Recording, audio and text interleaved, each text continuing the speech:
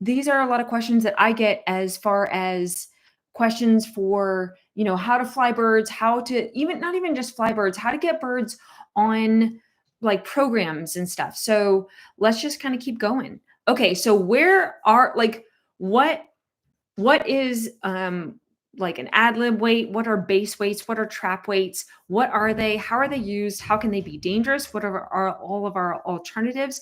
And how do we put like these alternatives into action? That's kind of what the whole gist of this is going to be here. So an ad lib weight is the weight of a bird when it is fed ad libitum. And so for simplicity's sake, ad lib, base weights, trap weights, these are all going to be interchangeable throughout this presentation. So this class here, so ad libitum came from the scientific literature. It literally means a bird that is just like free fed and is getting whatever kind of food that it wants at any point in time. So there's just no real difference in, the amounts, the delivery. The bird can get whatever it wants. Trap weight is when you have a bird for falconry, or even if you're doing it for research, what that bird weighs fresh off the trap. So there is actually a difference in some people's minds. So we'll kind of get to why trap weight could be a little bit confusing, but we'll get to that in just a minute. So this is kind of what it looks like in perfect terms. And I like to use Instagram versus reality just because that's sort of the meme.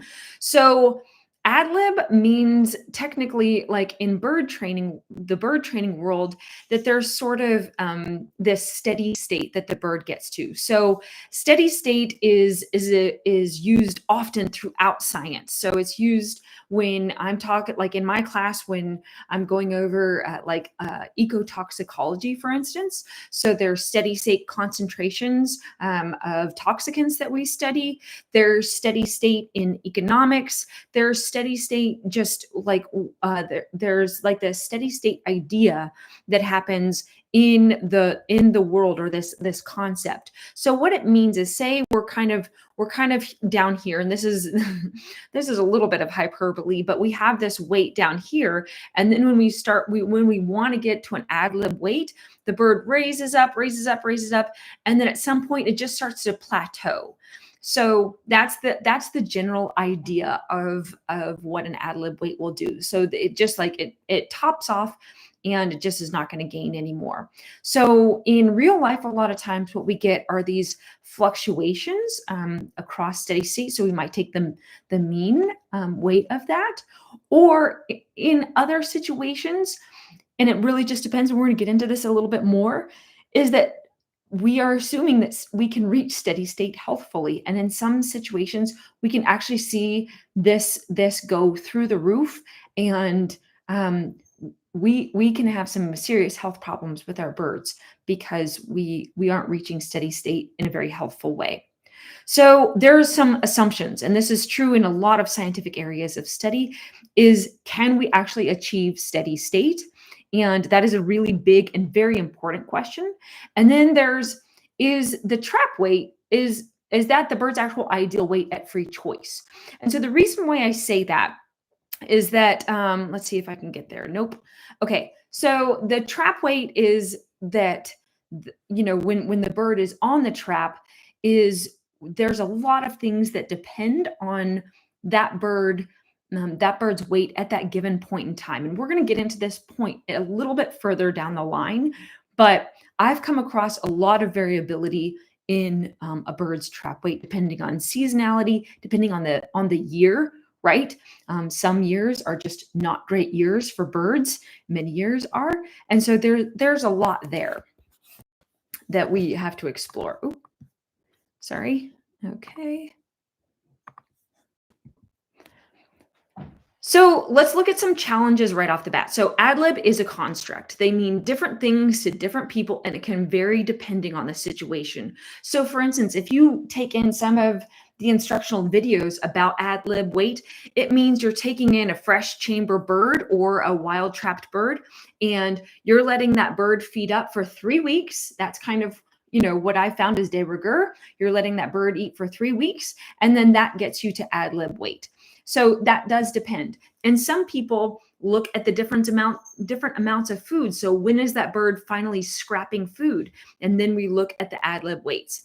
We are also assuming that steady state, again, is achievable, and it may not be. You can have birds that come from a place of food trauma, and that bird can get obese and dangerously at high, really, really fat weights.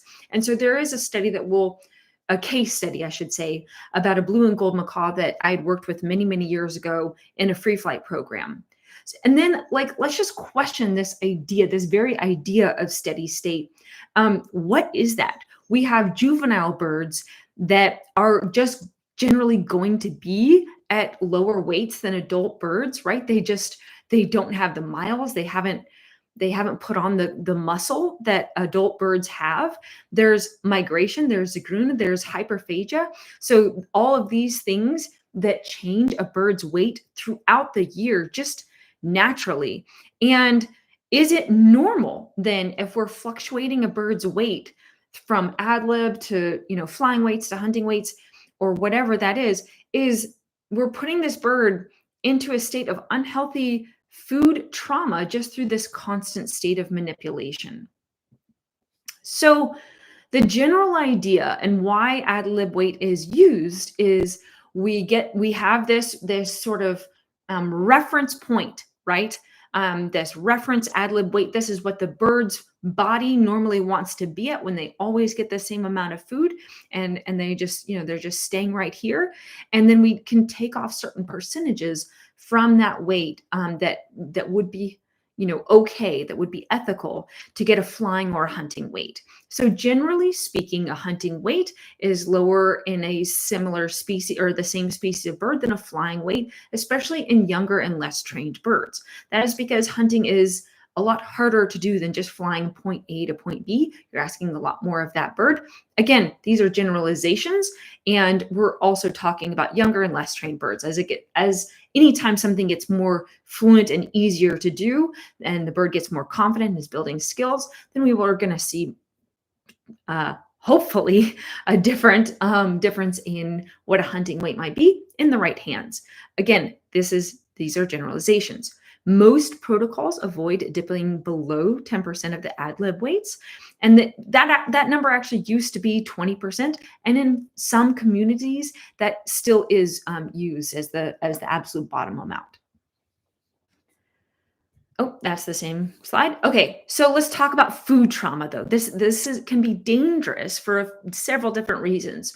So some birds come from a place of food trauma. So you think about the birds that might come through wildlife rehab. There might be secondhand birds, imprinted birds that have problematic histories that might require some diet rationing. So this is very real. So you might have birds that have come from all kinds of places of food trauma. And so when you're actually letting them go through a feed up situation where you're giving that bird the food, to find that steady state, that you can have some serious issues. So for instance, let's touch back on that blue and gold macaw. This is actually a real life example. That bird's flying weight was 850 grams. He experienced some difficulties as an adult flyer. This was not a new bird to the free flight program, but he started falling out of the sky for some reason. I don't know why. And then, so he was taken out of programs and he was put on quote unquote feed up, which means, just allowed to eat as many pellets as he wanted. And of course, it wasn't just like thrown at him all at once, but it was gradually stepped up. He went up to 1,500 grams and counting. They finally cut him off. That's a 43% weight increase. They had to cut his leg band off of him. He gained so much weight. So again, I couldn't tell you what this bird's body would have been the most, comfortable with him being at, whether he was in a normal state or, again, after some food trauma. Something was going on with this bird. 850 grams wasn't okay. Neither was 1,500 grams. So there was a lot going on in there. 10% is an arbitrary number. I'm just going to say that out loud. A prescriptive numeric threshold is not scientific nor safe. So How do we know if we're taking off muscle or fat? We don't know. We are working with so many different species of birds when we give just a blanket number that this is what is okay for birds. And we have to have a discussion of percentage drop that that that associates that bird's history, the training program, and the current environment for safety and scientific practices. So anytime we're talking about, hey, let's take a look at what 2% or what 3% might look like on this bird, even 0.5%, we need to talk about all of the things going on with this bird before we even look at dropping that bird or we even prescribe something for that bird. And I'm not saying that doesn't happen, but 10% is arbitrary. Some birds can even be unhealthy when they're at too high of weights. So taking off 10% may still not be enough for health impacts. So that can also make some of us feel bad or even be, I don't want to say shamed, but overburdened because we took off 10% and that bird's living conditions where, the situation that they were in, they weren't getting enough exercise as it were. So more needed to be peeled off because that bird wasn't losing the fat that it needed to, the selenic fat, something was going on. So weights always change to reflect different fat and muscle that's going on with that bird. Seasonality and age, they always are changing. So we really want to be cognizant of that. And our language practices with one another then need to reflect that. So let's go back to trap weights then, because trap weights may not reflect the bird at their best. And when we talk about trap weights, we need to be really specific. So, is that bird, are we weighing it the day of the trap or are we weighing it the day after the trap? Because it could have something still in it. There's all kinds of things that reflect that level of constructness. And that could sound really, really nitty gritty. But again, I just want to make sure that we're being really specific because that could make the difference between 50 and 60 grams, maybe even more. The time of the year trapping is really important. I trapped a red-tailed hawk in January, and she was a very different bird than a bird that was trapped, with permits, of course, in September. So did the bird come to the trap because they were starving, or did they come because they were natural born killers, what I like to say. So, just something that was like, I'm not really hungry, but that thing looks easy. And again, cannot underline this enough, is juvenile birds have different weights than adults. Okay, let's talk about alternatives because I always say, the number on the scale is good for data. And don't get me wrong, I like data. I love data. We've got reams and reams and reams of data, but it's just one thing. Just going to check back in here. Okay. Can I move the video to cover, I don't know how actually. I don't know if it lets me do that. I think arrange.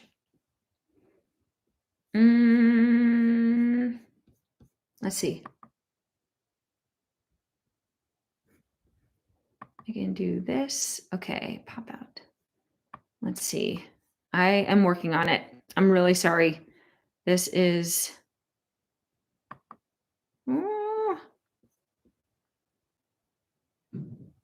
Okay. Yellow right at top. I don't... Yellow at the right top. I'm trying. Yeah. I don't have... You're not talking about this one, right? This guy?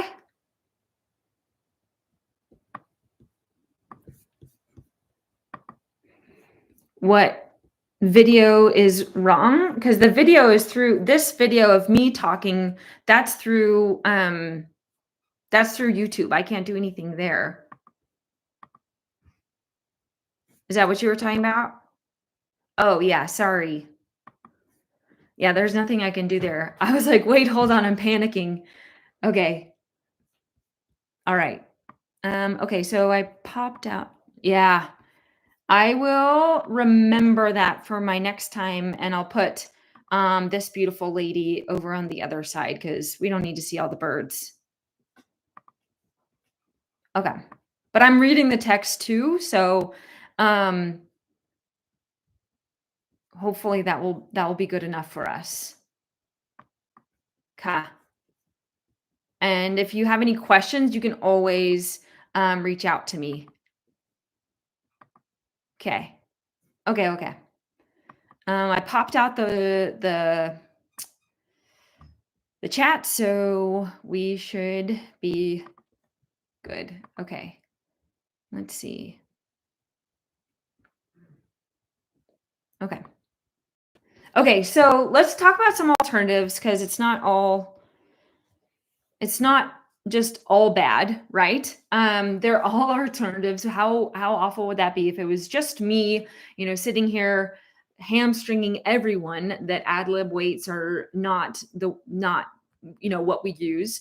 So we're going to get into some of the tactical framework that I actually put together. So what are some good work markers for high weights and healthy birds? So keel scores and other body score measurements like thighs and neck are actually some of the things that we can look at. So keel scores don't work for birds with limited flight or other injuries.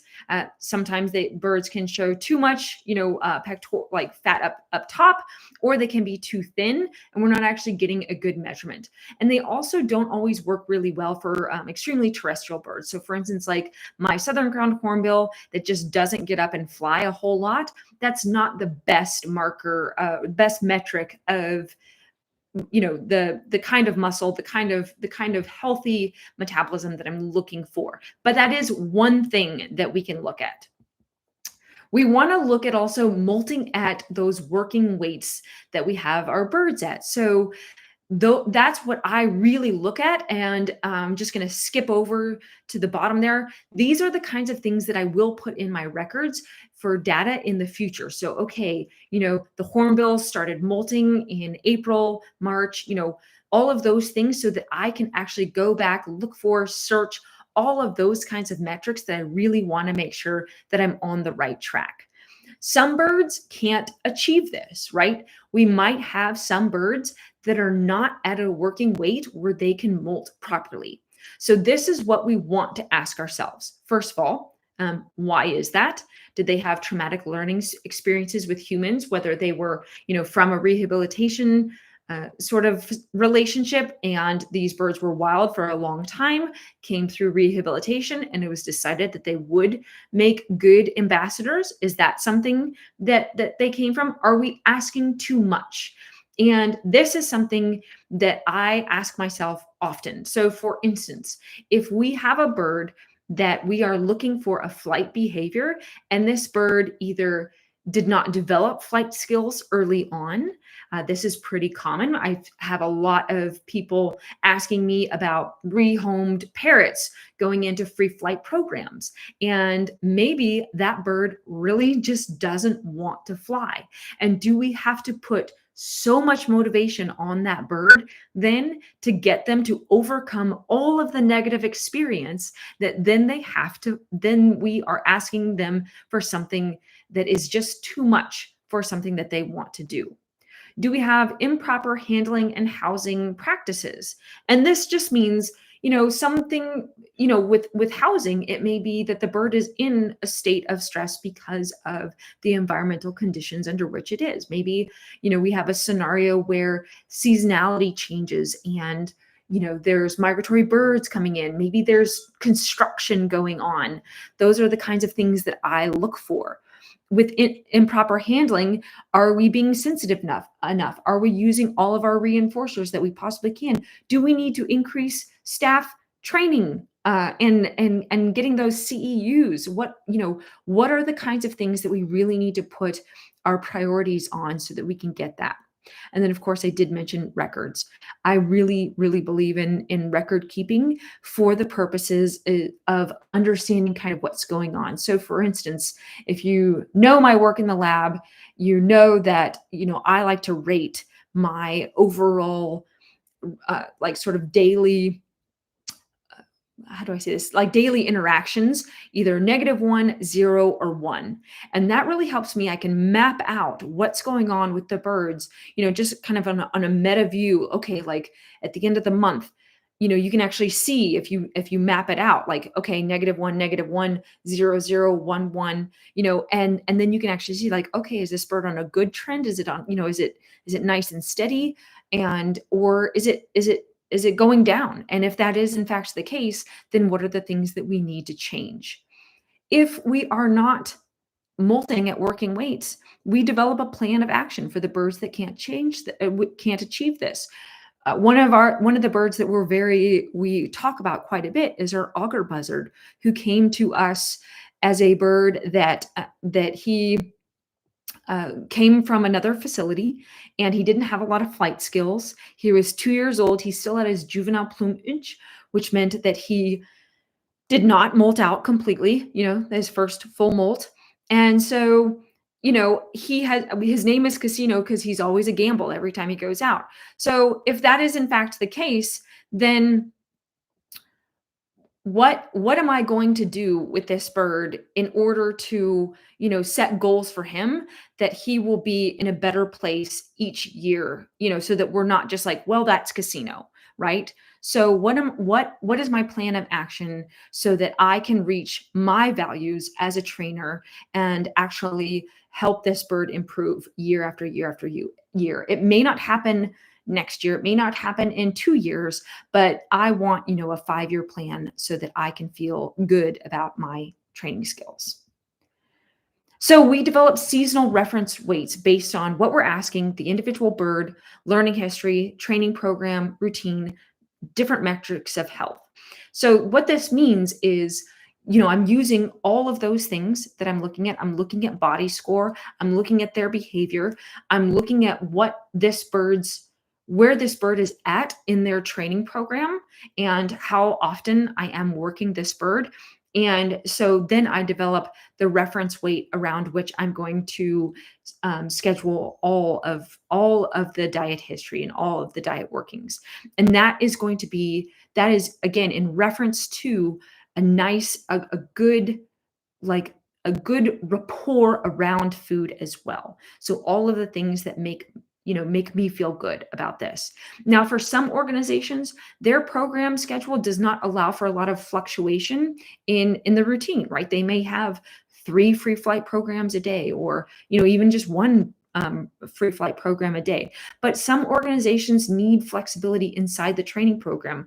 They might have a bird that has 3 education programs in a row and then needs to go do something else. That happens a lot with smaller organizations, especially. So we need to be able to have a bird that that can sort of, I don't want to say multitask, but we can have that sort of elasticity in some of our programs.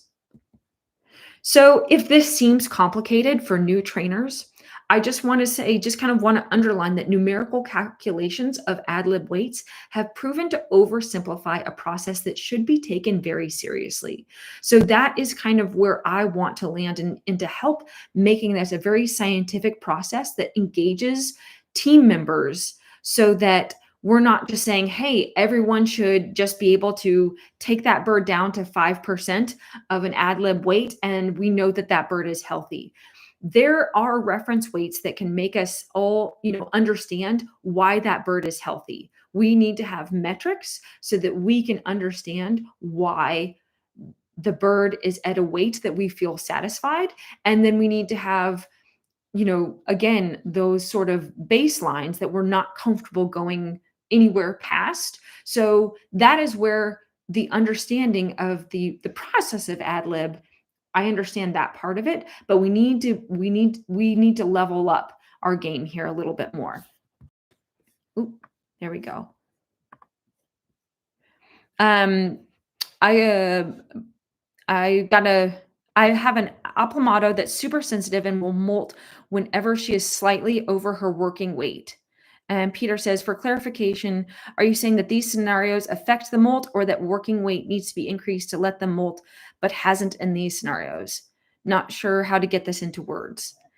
Okay, so let's start with the Apamato. So super sensitive and will molt whenever she's slightly over her working weight. Okay, so where do you think, like, is she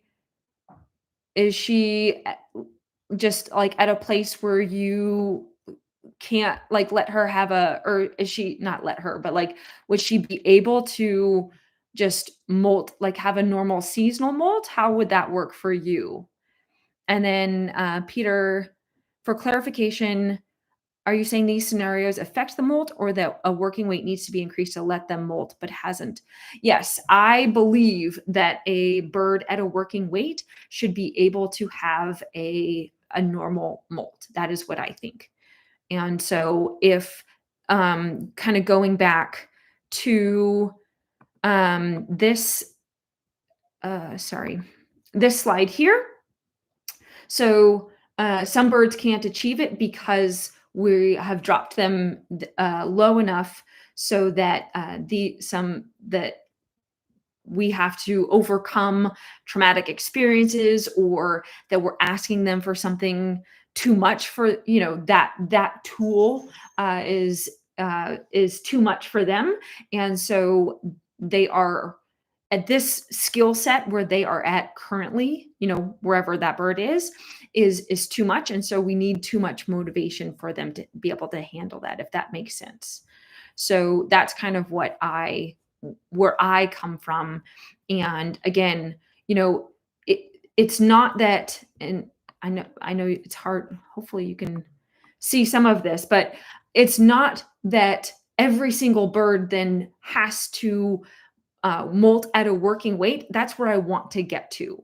So if I can get there, then I want to put a plan of action. If that is my value, then I'm going to put a plan of action. Okay, how can I change what I am doing so that I can see, like, okay, what does this bird need in order to work at a higher weight? That is what I do. And I talked a little bit about that. Peter says, okay, so you're saying that these are the factors that the weight is being kept low. Yes. Yeah. And certainly not all inclusive, but yes. Okay. Botanical bird lady says she has a normal molt, but will molt again if she goes slightly over during the on season. She does more educational work than hunting work now. Oh, okay. Interesting. Yeah. Okay. Peter says that. Awesome. That clears it up. Thank you. Yeah. Good. Interesting.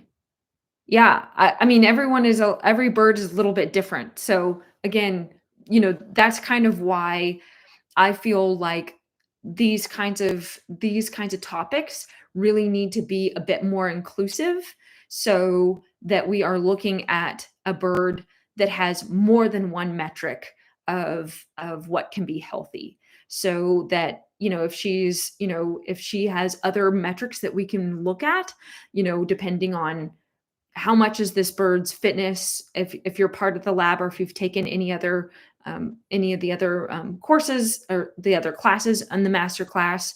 We look at a lot of other metrics, and I'll get to that in just a little bit, but we look at all the other metrics, but there's not just one metric that we're looking at. As far as, okay, good.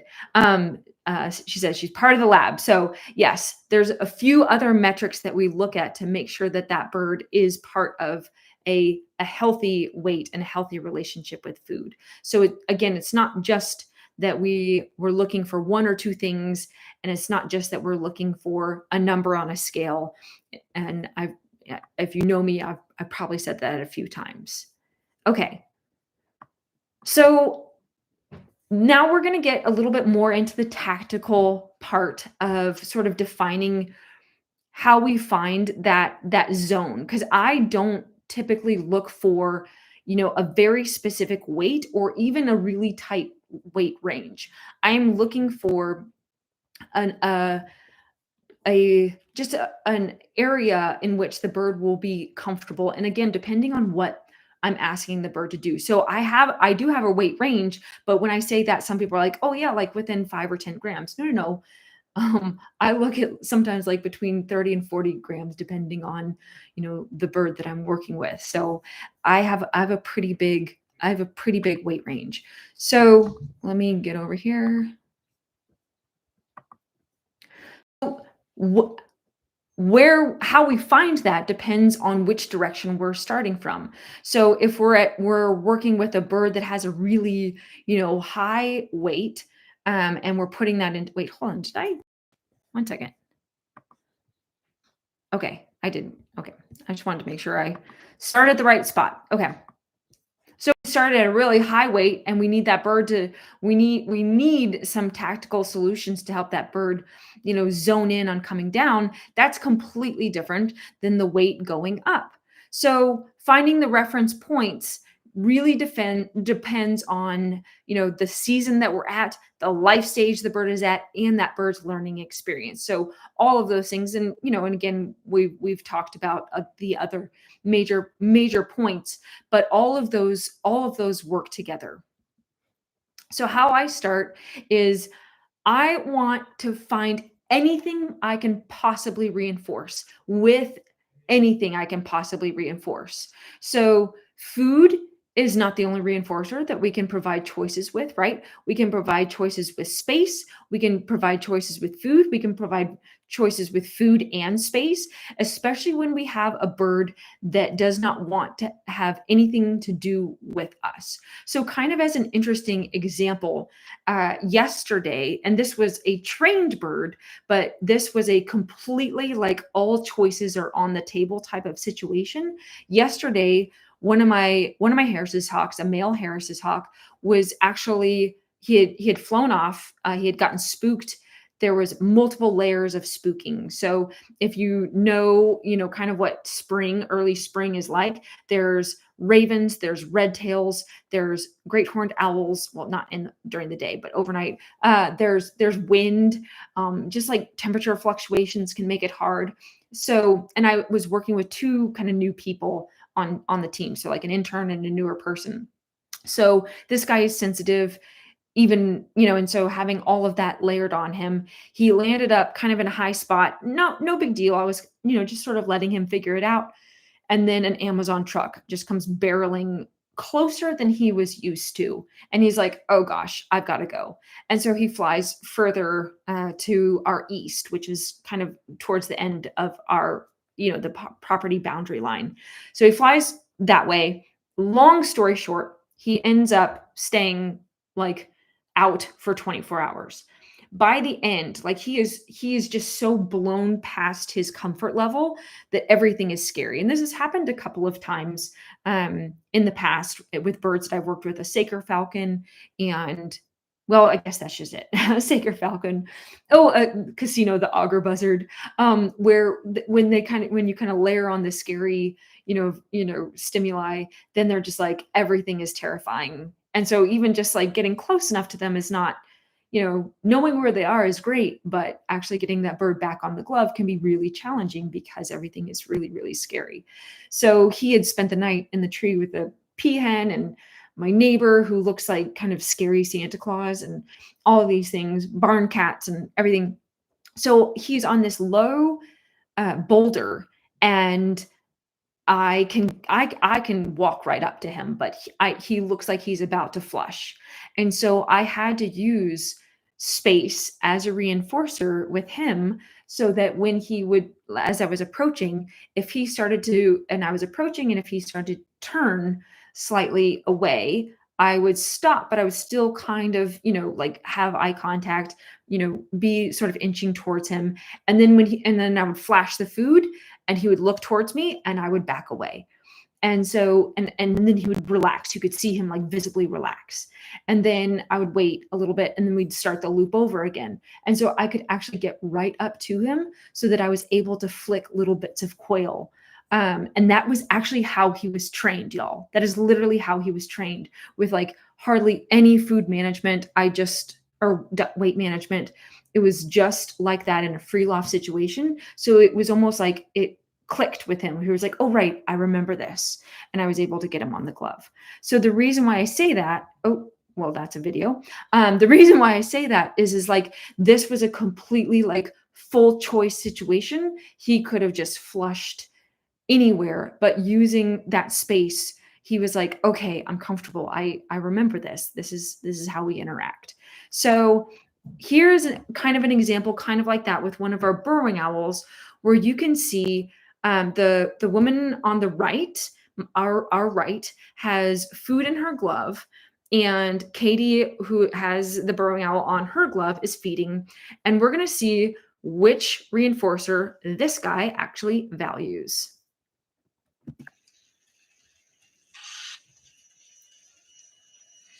And there's one right below him.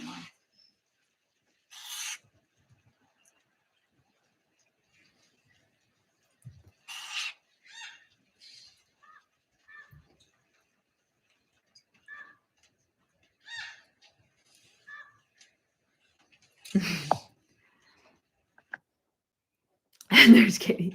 Sorry, Katie. So yeah, it was food and space, right? So we often say like, yes, it's food, but he chose space. So the reason why I'm saying that, and the reason why I'm getting to this, is that your bird may not eat in your presence. So we have a couple of options there when we're trying to figure out how to bring our birds into that really valuable sort of reference area. So we can manage food delivery times, right? We can manage food delivery values. And if we're not making any process there, we can start playing around with light days, with less valuable food items. I am really careful about, prescribing what light means to people, because as we talked about in the class last week inside the lab, every bird has a different metabolism, and metabolism depends on your bird's species. It depends on your bird's fitness level.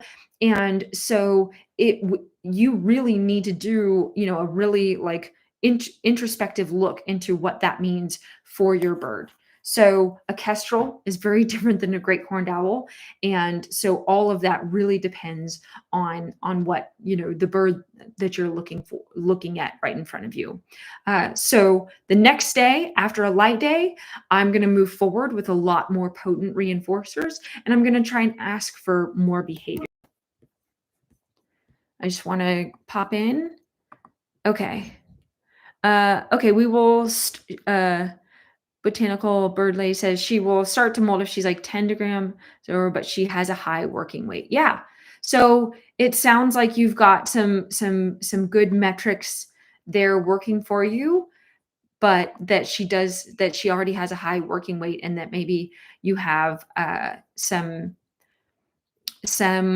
other metrics that you're looking at. I'd be interested, and we can talk about it inside the lab as well, but I'd be interested in just kind of what her fitness regime is, just out of curiosity as well, because that always kind of has an interesting impact on birds. And again, your bird, there could be so many other things that impact. I mean, molting is a sort of a yes and situation, right? So there could be, photo periods and other things, what you're feeding your bird as well. So I am always looking for the kind of uh, training session where I can have my bird have at least a 3/4 full crop. I found it was really, really hard to show a crop full on camera because it just always looked so much less. And so I'm always looking for at least a 3/4 crop for training sessions, at least 2 or 3 times a week. And so that's really what I'm looking for. If I can find that for a bird that is in, full fitness programs, and, is getting worked consistently just about every single day of the week in some way, shape, or form.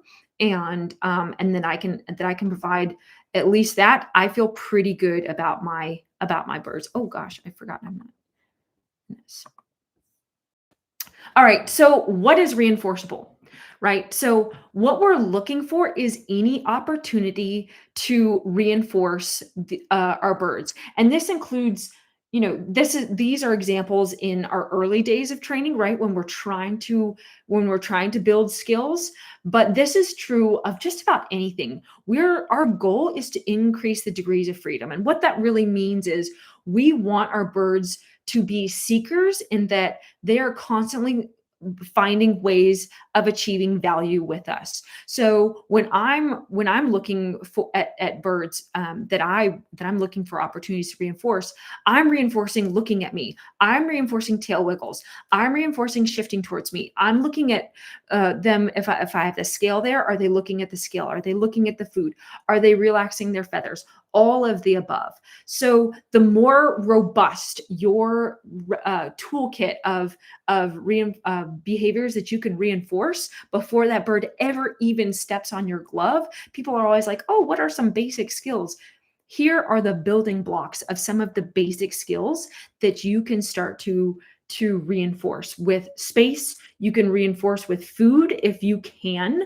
Again, sometimes it's really hard. If you have a bird that is not, food motivated at this point, then maybe all you have is space, and that's okay. But if you are able to, let's go with food. But we are looking, this is where choice actually comes from, is how many degrees of freedom does this bird have? So here's an example. This was actually taken 2 days apart. So I'm just going to let this kind of play out here. This is not great filming. I'm just going to tell you that right now. And BT dubs, there's some prey animal right here. So I apologize for, the interesting choice of prey placement. So you can see that she's really excited, she's interested in this. We've got really positive body language, and I am kind of wrapped around this door. So I'm not like, this is about 3 weeks in, and I'm, just trying to get her to come over to this scale.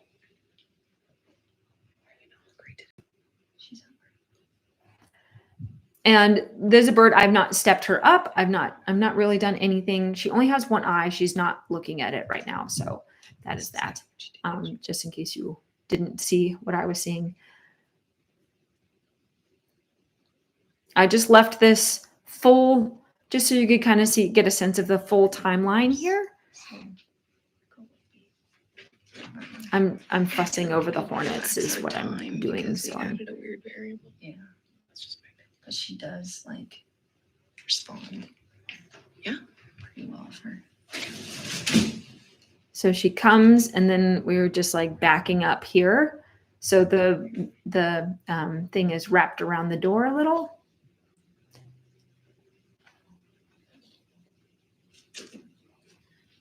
And we were pretty pleased. This is the first time she's ever even seen the scale. So we were pretty pleased with that. This is a bird. Once we did get her on the scale, and then we ended up getting her to the flight, which I don't have. You can see it in the lab, but we don't have this here. She only changed in 5 grams of. Oh, that was a different video. 5 grams in weight is all she changed. And we're feeding her whole rats, half rats, the equivalent in chick. So not the most potent reinforcer. I think this is chick meat, just so if anyone's watching this later on, that is what is going to be set here in the video.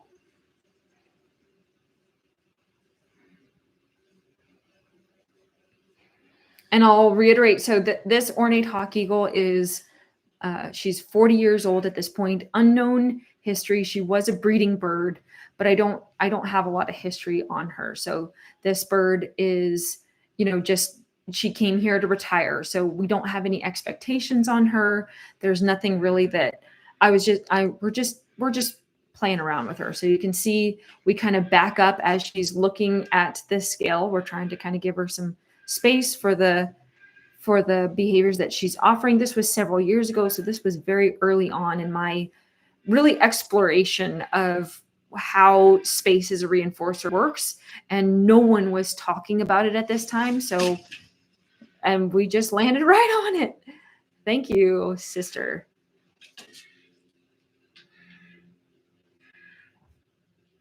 So that was what we wanted to see. So when we don't have a weight on our birds, we have to be really careful about how we're managing them. We are trying to build skills, right? So we want to put basically contingencies on the behaviors that we want to see more of. So I always say that, when we're talking about contingencies, when we see our birds doing something we that is positive, right? Like looking at us or showing, rousing, tail wiggling, all of those things. We want to put contingencies on that. And when we don't have that capability, right? When we have, whether it's volunteers cleaning the mews or us, then we want to make it really, really clear that I am just going to be getting my stuff done and getting out. So some sort of cue arrangement that makes it really clear that that's what we're going to be doing. It's not helpful to have a bird that has no contingencies applied and that we just go straight into stepping up on the glove and we're just taking down your weight. That's not how I teach people to do things. We can still train on those lighter days, but we do ask for less criteria if we are asking for anything at all. And then we build, as you saw, I just the chick day was a lighter day, and I was just like, let's see what happens. And the building days with the heavier valued food is much more what we look for. And so as needed, we decrease incrementally. So if we're getting behavior, then we go for it, right? We're like, okay, we have a lot of room here to start building skills. But if we're starting to plateau or we're seeing more fear-based behavior, then we'll start to decrease our diet amounts. 3 weeks into having her. Oh yeah, the ornate hawk eagle. Yeah, so this was about 3 weeks into having her. She was really chill with the guy who had her before. So she just transferred over. She's always been really low stress, and this is just how she's been. So this is it. Yeah, every bird is different, but this is how she has been. Yeah, he fed her a squirrel a day on the shelf here, or something along those lines on the shelf. And so she was very used to this pattern. So you'll see me talking a lot about patterns. I really do believe in patterns, because I think, especially with birds of prey, it's really helpful. And that's how you can establish cues. Okay, so I wanted to give a couple of examples kind of about this. We talked about the ornate hawk eagle. The great horned owl that you've heard me talk about before was just a really valuable lesson in developing those skills. By the time, we got him this past summer, we had really sort of honed a lot of our just the way that we work around new birds. And every new bird is different, but what does that look like? And so that's where just getting him establishing with tap targets, moving him across his mews was really, really beneficial for him. And and has really helped progress him. So he came in and we didn't have a weight on him. He's a really small bird. And so we actually started to bring him up and to kind of find that upper reference level weight. And so then when we started to find it, and this was, again, like August and September, when we started to find it and we found that limit where he would no longer really want to engage with like the newer staff or, something along those lines, then we were able to be like, okay, this is where we're at in, like 90-degree weather with this level of, or lack of level of skill. And so then it was a lot easier for us, I should say, and we'll talk about what it means to go up. But then we could really take it in. Now, I did get a call, and I did a consultation. I've done a few consultations with Eurasian eagle owls of varying, just varying ages. So young birds, adult birds, like birds, secondhand birds. And so someone got in a secondhand Eurasian eagle owl, and they just had no idea sort of what to do with this bird. He was really high in weight, and they were really sensitive to what to do, and he was just showing a lot of clacking behaviors, just really big fluffy behaviors every time they went into the mews. And the first thing that we really did was put on some contingencies on the behavior at his weight as is, so that he could have some predictability in his day, and understand what people were going to do when they came into his space. And that started to really help. And then the other thing is we wanted to get him to eat in front of us. So we did that. And I'm not the kind of person who says that a bird, especially in the early days, that a bird has to eat for their whole training diet, and whatever they don't eat for their training, you scrap, or you don't feed them. So I'm not like, I don't necessarily think that that's always the case. And so we really worked out kind of a really nice way where we could still get behavior for him, even small things, so that the bird could still succeed and get his whole diet, and they could feel a lot better about that. Okay. All right, let's talk about dumping food and what it means to go up. So we're trying to go up. That means we're coming from a low place, and we're trying to get the bird to come up. And sometimes people will really start, like, maybe they realize, like, oh gosh, the bird came down a little bit lower, or maybe it came from rehab or something along those lines, and we need to go up. So instead of dumping food, which means just really just like throwing the food at the bird, this can be actually dangerous for the bird. And unless the bird is really starving, and your vet tells you to do that, I would like to see the bird come up a little bit more steadily. And the reason is that rapid weight increase can actually lead to aggressive responses around food, especially if the bird is in a lower space. And it can also cause some health issues too. So again, unless this is vet directed, I highly recommend just kind of coming up steadily, strongly, but steadily. And then what we're looking for is behavior and physiological metrics worth recording. So what that means is that at some point, we're going to see the behavioral integrity start to wane. So I've had clients that have had, for instance, like red-tailed hawks and broad-winged hawks that have come from really low weights in rehab, and they're like, oh my gosh, this bird is so tame, let's keep it, he's gonna be the best ambassador. And then as the bird starts to get healthy and starts to become the higher weight, suddenly the bird starts to avoid them. So what that means is that we want reference data for all of the times as the bird is coming up. And it doesn't mean that the bird has to stay low and it will always be tame, but we do want to build skills using positive reinforcement, at all points of the time. And I should say at all kinds of reinforcement, right?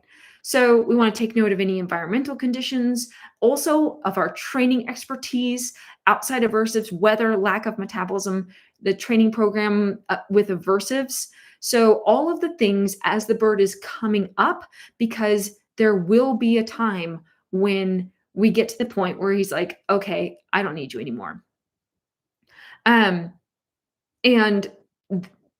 again, just like what we talked about, we're trying to increase the scales and the degrees of freedom that we can reinforce. So our training program is finding those reference weights, and we're trying to avoid the fear patterns, the footing, and other problematic behaviors that might come out of it. And so repetitive fear patterns are like dying and dashing, and this is exactly what something like that might look like. Whoa. Okay. Okay.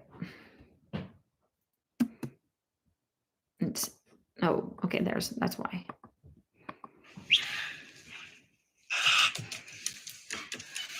Come here. No. So yeah, just bailing away from a cue that I suggested. There's one example. And again, just reevaluating and assessing season by season and skill building of the bird and the training team. There was one other slide that I seem to have forgotten. But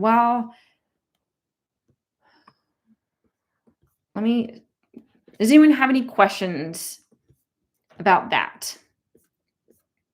I must have accidentally deleted. I went through, there was a couple of slides. Does anyone have questions about ad libs or just alternatives in finding them?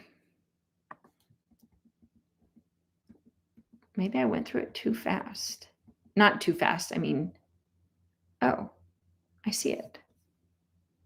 Number 9. Okay. Hold on one sec.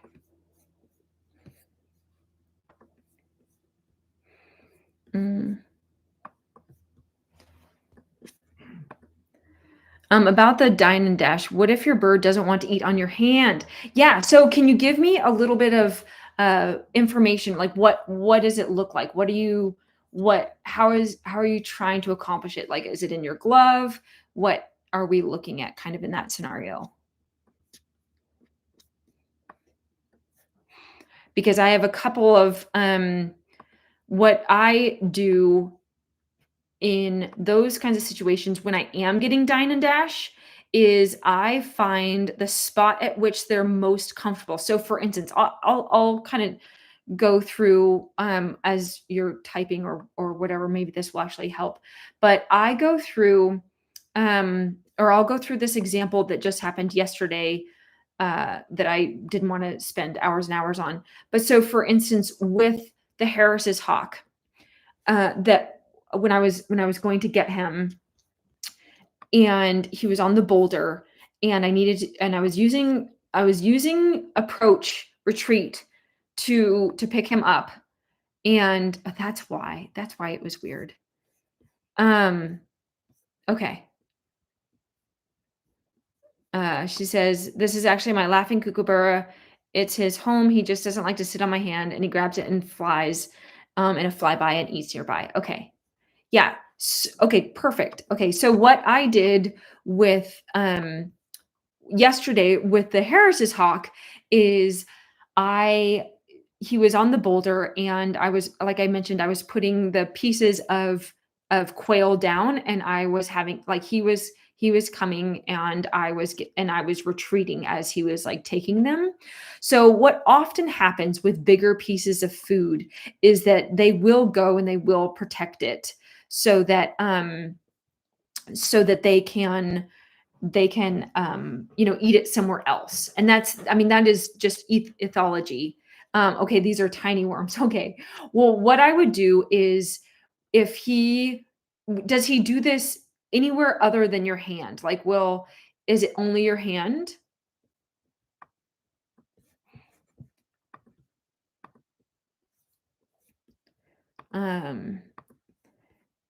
Okay, so what I would do is I would maybe try and approximate like having my hand near him, like near a perch, and I would so like I might have him sitting near my hand, and I would I would have him like sitting.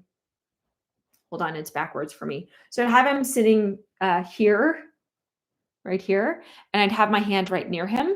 And so if he's like sitting like right here as a little kookaburra and I'm having my hand here as a perch, I would offer him a treat and I would immediately take my hand away. So I would do something along those lines and like show him that the hand is coming away every time he takes the treats. And so that that gives him a little bit more comfort with the hand going away. And so then I would have, like, as he starts to get more comfortable with that, the hand starts going away a little bit, I would reduce the potency of the hand going away. So it starts going away a little bit less and a little bit less. So then I can have it stay there in place, if that makes sense, while he's taking the mealworms. And I don't even know if, I don't know if he would dine and dash if he weren't perched on the hand but near the hand. Does that make sense? Um Yeah, she says he's an extremely well socialized, but otherwise hand raised, 3 weeks old. He just won't eat on it. I totally get it. What we're trying to do is we're just trying to show him like the hand is going to go away. The hand is going to go away. And then as it goes away a little bit less, I'm confused about taking it away because he doesn't want it there if he's leaving it, if he's leaving from your hand. So we're not having him sit on the hand, we're having him sit near the hand. Does that make sense? We're not trying to like jerk it away from him.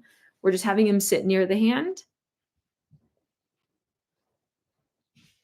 And then so we're pulling it away, and then we pull it away a little bit less and a little bit less.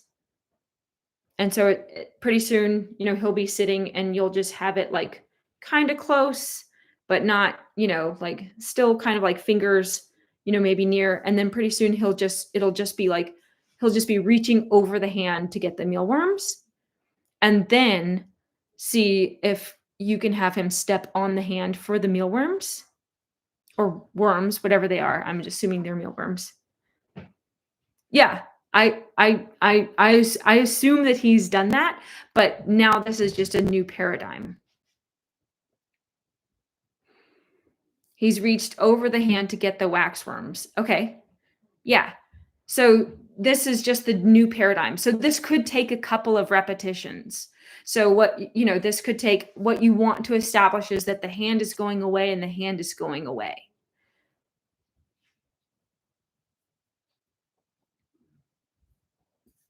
Yeah. See how that works. Maybe even try it a couple of times with the hand going away. It might, it might take a couple of times to even just get the mechanics of everything right. Sometimes that's what it takes. Okay, cool. Okay, so there was another slide that I lost. Oops. And I apologize, but this was the one that I was thinking of. So this is, I think, one of the most important concepts to remember about ad lib weights is, most importantly, how are we getting an ad lib weight? Many birds of prey at ad lib show complete avoidance. Like that is just kind of normal. So to weigh them often involves coercion, which I know because people that I know is like, well, I have to get this weight, so I'm going to grab the bird, or it involves tethering.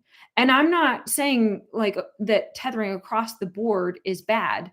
It has a lot of nuance, but some organizations put out position statements against tethering, but they're also telling you to ad lib, to assess your ad lib weight. So how are you going to get an ad lib weight when you can't even get the bird near the scale? So that is just a really important thing, is when you're putting people in this position of you need to get that ad lib weight, but how are you going to get it? So that doesn't mean that it's always bad, right? Sometimes people are able to get the ad lib weight, a crate weight, or they get the weight at the vet or through a medical exam and the bird comes through rehabilitation, or there's lots of different ways, but not always. And so those are really, really important things to think about when we're telling people that this is the way to get it, or this is the way to find a healthy relationship or a healthy way to weight manage birds.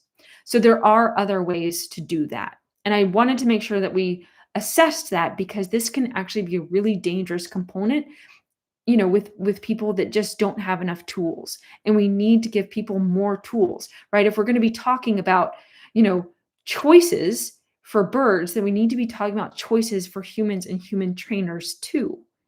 So that is what I have prepared for y'all for the topic of ad lib weights. And and what we go through in order to find those reference weights. And I think, again, that ours are dynamic. They're always changing. They're changing by the season. They're changing by the bird's age. They're changing by just constantly throughout the bird's life, and that is one of the most important things. So thank you all so much for watching, and you will have this available to you throughout. So take care, and thank you. Oh, so if you're trying to transition a bird who's always been grabbed by the jesses and put on the scale to letting them go, you're trying to transition to what now?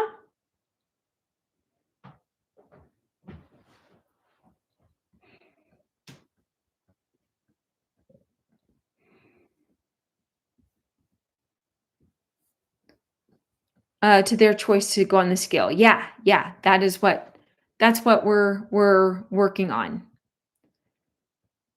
I do a flat scale and I do a perch scale, so it really depends on your bird. You can do a T perch. Yeah, you can do a T perch.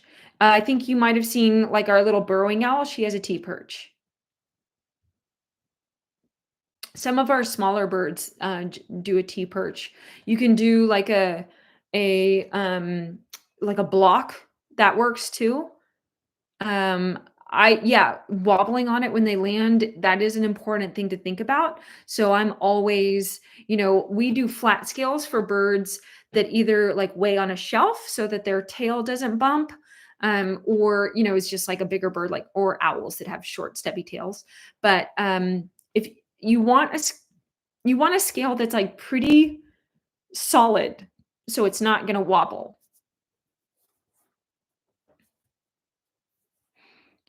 That's probably one of the more important things. Yeah, screech owls for this. Yeah.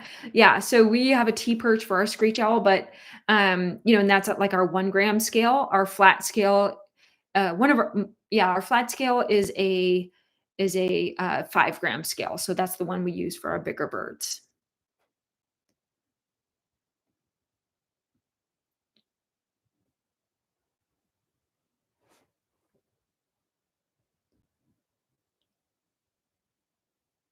The most stable spot in their cage is low, though. If you have the ability, I will put like a little stump in my birds' areas so that I can weigh them, on like a nice flat stump. So I do that. If you have the ability to make a shelf, most of my mews have shelves. So you'll see, I think I even just put one up on Instagram, or someone did, that had our shelf that we weigh on. And again, that's really good for pattern making. I mean, you saw with the ornate hawk eagle that shelf is what we like. They have shelves, but not able. Yeah. If you could just like redo a shelf so that you could put a scale, that would probably be really good. What else? Yeah, we really like our shelves.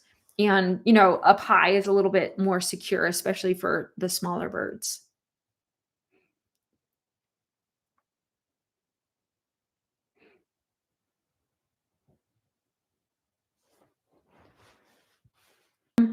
Yeah, really cool. Super fun. Thanks y'all for joining. Yeah, catch y'all in the lab. Thank you. Take care, everyone. All right. Bye.